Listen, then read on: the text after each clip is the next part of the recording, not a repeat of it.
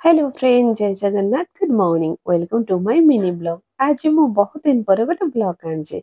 आज आम सकाଳେ सजबाज होइकी गाँ को चलु। आम गाँ हूँ सरबारीपुर।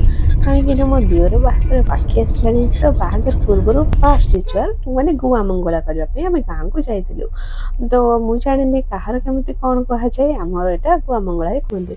तो आमको वेलकम करने मो नणद आसी।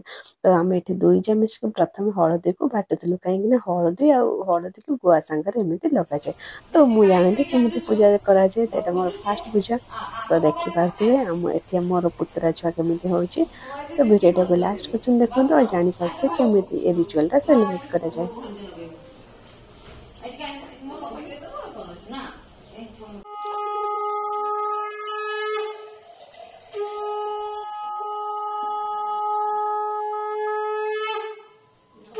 एबे गुआ मंगला स्टार्ट हो गला। तो देखि पारथुबे एठी मु घट गुआ और हल्दी और किछि फूल रखिछि।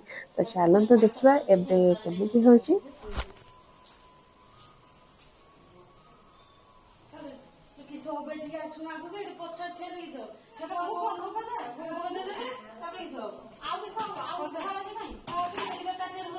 এই रिचुअलटा मु जानी कहते 7 जन नहले रिचुअलटा स्टार्ट हेबनी। तो ये समस्ते देखते 7 जन होके आसवे और मो रिचुअलटा स्टार्ट हो गला।